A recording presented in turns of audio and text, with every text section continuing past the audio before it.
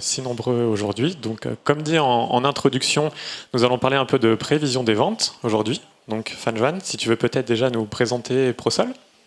Merci Florian. Bonjour à tous. En fait, en quelques mots sur ProSol. En fait, ProSol, c'est la société, c'est l'expert et spécialiste de l'alimentation frais. En fait, on travaille beaucoup avec nos partenaires avec une juste rémunération. Et en même temps, on essaie de acheter, bonifier et distribuer les produits de qualité au plus grand monde sur les 5-6 rayons différents. Et finalement, on possède 5 enseignes, notamment Fresh, Banco Fisco, Grand Frais, Boulanger du Marché et Mon Marché. Voilà. Merci. Alors du coup, je vais vous proposer de présenter peut-être Equanti rapidement. Alors, je ne sais pas si tout le monde dans la salle connaît Equanti. Equanti, c'est un cabinet de conseil spécialisé en stratégie, marketing digital, data et intelligence artificielle.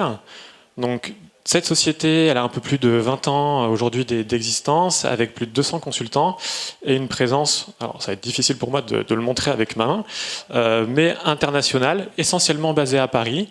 Mais on a la capacité d'ouvrir des bureaux rapidement. Typiquement, Casablanca est un bureau qu'on a ouvert au 1er octobre pour accompagner un de nos clients retailers au Maroc.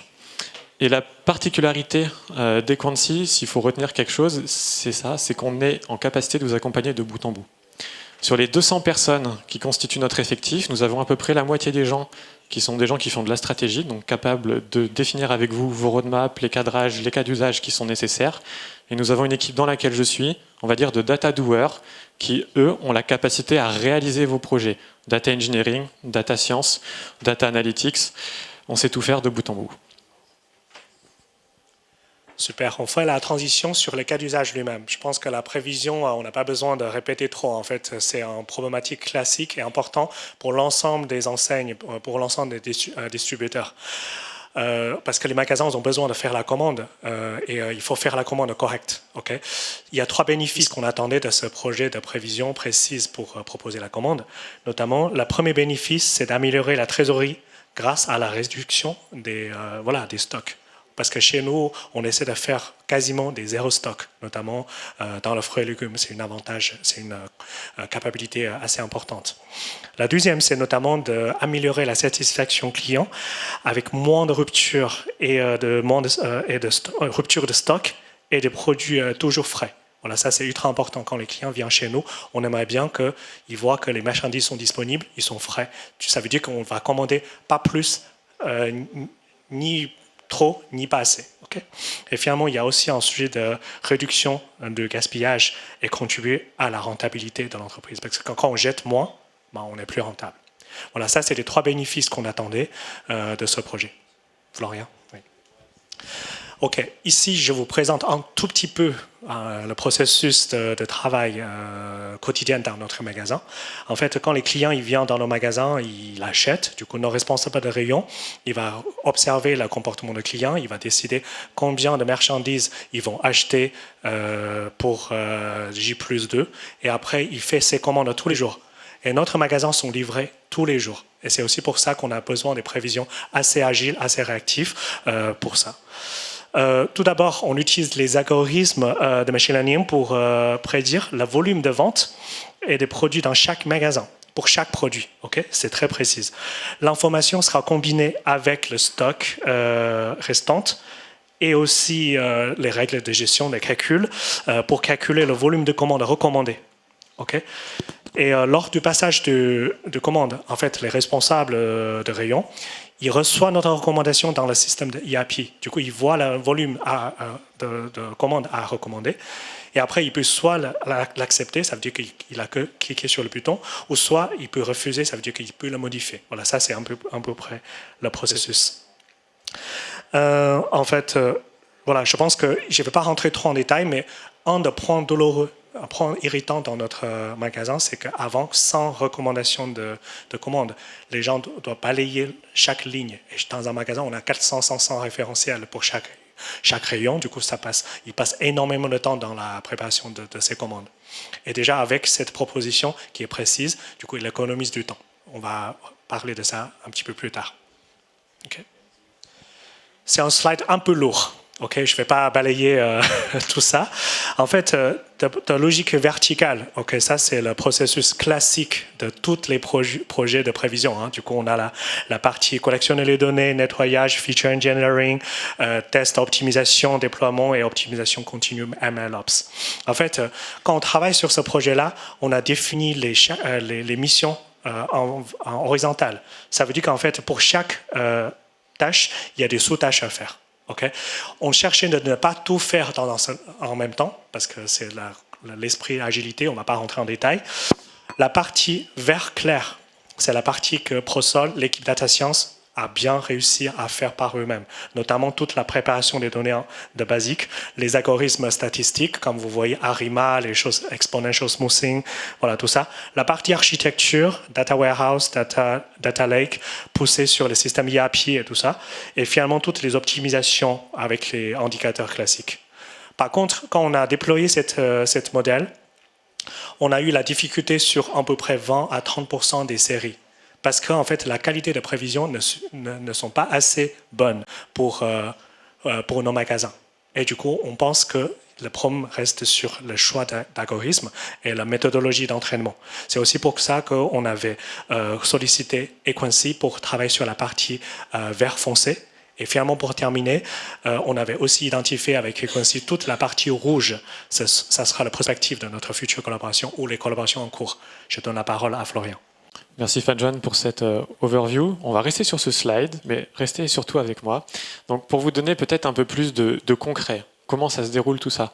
C'est vrai que les données, comme l'a dit Fadjan dans leur équipe, sont déjà existantes, ce qui est un avantage pour nous. On a pu récupérer les données, notamment les données historiques de vente, hein, qui sont extrêmement nécessaires pour prédire les ventes, vous vous en doutez, qu'on a complété avec toutes les données qui sont autour du stock, de la variation de prix, des caractéristiques de produits.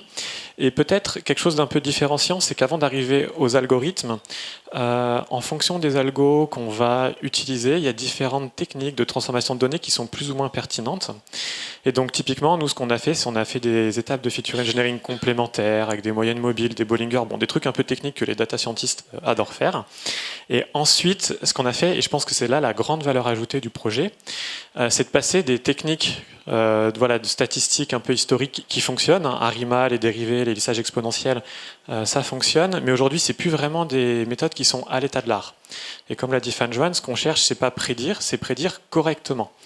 Donc, ce qu'on s'est proposé avec Quantsy, c'est d'évaluer deux technologies de modèles complémentaires. Une qui s'appelle Prophet, donc pour ceux qui connaissent, c'est issu de Facebook, on va dire qui est très similaire au modèle historique, et qu'on a aussi challengé avec une approche qui se base sur XGBoost, peu importe le nom de l'algo. La deuxième approche, elle a un avantage majeur, c'est que historiquement, pour chaque série, ce que disait Fadjan, une série c'est quoi? C'est un produit dans un magasin. Il y a plein de produits, il y a plein de magasins, ça fait plein de séries, des milliers.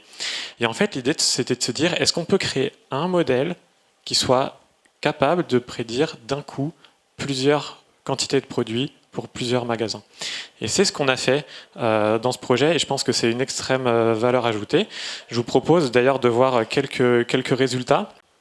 Donc pareil, l'écran il est un peu loin, mais grosso modo, en haut vous avez les prévisions qui sont faites par ProSol historiquement, et ce qu'on a fait côté Quantsy, c'est qu'on a bien sûr backtesté, donc quand on a fait des prédictions dans le passé sur la même période pour comparer nos résultats.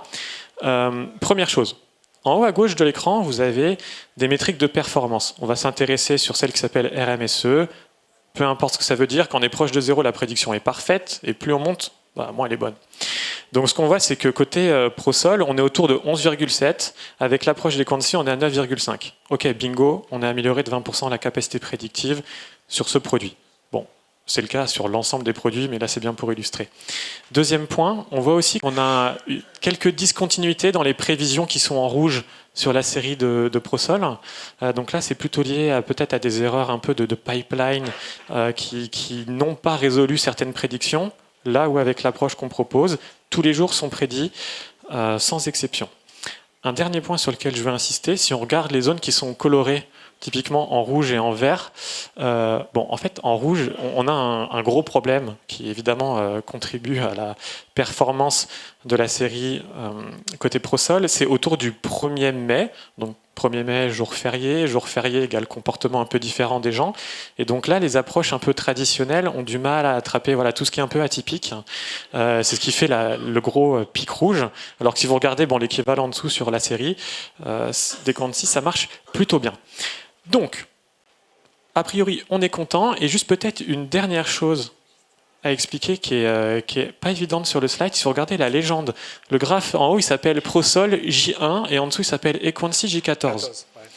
Les forecasts sont faits à la base 14 jours à l'avance et ensuite ils sont reforecastés à 13, 12, 11, 10 jusqu'à un jour à l'avance. A priori, le forecast de la veille pour le lendemain est le meilleur. On a plus d'informations, c'est plus facile de prédire demain que dans une semaine. Et pourtant, ce qu'on voit sur ce slide, c'est que la prévision d'Equancy faite 14 jours dans le passé est quand même de meilleure qualité que les scénarios le plus optimistes côté ProSol. Donc même si entre guillemets on pourrait dire gagner 19%, 20% d'RMSE, c'est pas incroyable, c'est déjà pas mal et c'est d'autant plus pas mal que si on le fait 2 semaines en avance. Un deuxième exemple que je veux vous présenter, peut-être un peu plus rapidement, c'est autour de la promotion. Donc là, vous avez pareil, en haut une série prédite par ProSol, en bas une série prédite par Equancy. Ici, on s'est mis à J-1 dans les deux, en toute transparence. Donc l'idée est la suivante. Vous avez un produit qui fait sa vie. Un jour, il est mis en promotion. Donc imaginez, c'est la première fois que le produit est mis en promotion. Il n'y a aucun algorithme, aucune magie qui est capable de prédire quelle sera la quantité en vente. Il ne l'a jamais vu, il n'a jamais appris, il ne peut pas généraliser, c'est normal. Ce qu'on voit sur la série d'en haut, c'est que les prévisions, elles ont mis à peu près 2-3 jours avant d'attraper un peu le pic qui apparaît. Et ensuite, il y a eu on va dire un rebond dans les ventes, peut-être une suite de stocks qui existait, et la série n'a pas réussi à prédire ce rebond. Si on regarde ce qui se passe dans l'approche proposée par Equancy, première journée, on se plante. Encore une fois, c'est une promo, c'est normal, on ne sait pas ce que c'est, l'algo ne sait pas. Mais vu qu'on fait un forecast la veille pour le lendemain, on peut remettre à jour tout de suite les prédictions. L'algorithme comprend qu'une promo a un impact significatif du coup sur la quantité qui va être vendue. Il se recale au bout d'une journée et il attrape relativement bien le rebond qui est derrière. Bon, résultat, on a une baisse de l'erreur de l'ordre de 25%, ce qui est assez intéressant. En conclusion, un peu technique et Fan-Joan conclura avec un peu plus de fonctionnel. Qu'est-ce qu'on a vu ? On a vu une nouvelle approche qui permet d'avoir des erreurs en moins, 10 à 40%, avec jusqu'à 2 fois moins d'erreurs sur certaines séries, sur certains produits en particulier. On a aussi la capacité de prédire pour un nouveau magasin. Ça, c'est intéressant parce que Grand Frais fonctionne bien et ouvre pas mal de magasins. Donc, si un magasin aujourd'hui ouvre avec 2 semaines d'historique et l'approche qu'on a, on est en capacité de générer des prévisions de qualité. Là où avant, quand on est sur toujours des séries historiques, il faut plusieurs mois pour un magasin pour générer des prévisions. On a moins d'écart sur les promotions, comme je viens de vous le montrer. Et un dernier point, un tout petit peu technique peut-être pour les gens au côté IT. Comme je vous l'ai expliqué tout à l'heure, on avait plein de modèles historiquement, des centaines, voire quelques milliers sur le croisement série-magasin. Du fait de passer à une approche unique, alors certes le modèle il est un peu solide, un peu plus gros, mais quand on va le déployer, le monitorer, le mettre à jour, parce qu'un modèle ça vit, la data science, on fait des choses qui durent dans le temps, croyez-moi, mais c'est quand même plus simple de faire ça avec un modèle que de le faire avec quelques centaines ou quelques milliers. Et ça, je pense que c'est une approche qui est super intéressante, notamment dans toutes les démarches MLOps. Merci Florian. 1 minute pour résumer un tout petit peu cette partage. En fait, 2 choses assez intéressantes qu'on regarde. La première notamment, c'est l'efficacité à performance commerciale. En fait, grâce à une amélioration de la prévision, dans les différents magasins, on peut améliorer de 5 à 10% de taux de caisse sur notre taux de caisse actuel. C'est une énorme économie parce que chaque 0,1%, ça va être les millions d'euros économisés. Okay. La deuxième chose, c'est aussi très important, c'est la conduite du changement. En fait, un projet data science IA, c'est jamais juste un projet technique. C'est un projet d'accompagnement assuré que les gens utilisent. C'est aussi pour ça que chez nous, on mesure le taux de modification. C'est-à-dire que les gens, est-ce qu'ils acceptent, il accepte toutes les propositions qu'on lui fait et à quelle largeur ils ont modifié la proposition. Et on enregistre toutes ces informations pour 2 usages. Le premier, c'est d'évaluer est-ce que notre outil a bien aidé les gens et de ne pas remplacer les gens sur terrain parce que le savoir-faire, c'est bien chez eux. La deuxième, c'est que quand on mesure leurs modifications, les écarts entre ce qu'on propose et ce qu'ils modifient, ça nous permet d'encore optimiser notre algorithme plus tard. Du coup, en tout cas, je rejoins Florian, c'est que si on a un seul modèle pour l'ensemble des différents types de séries, d'un point de vue FinOps, ça sera vraiment chouette. Voilà. Merci beaucoup, Florian. Merci beaucoup à tous. Merci à vous.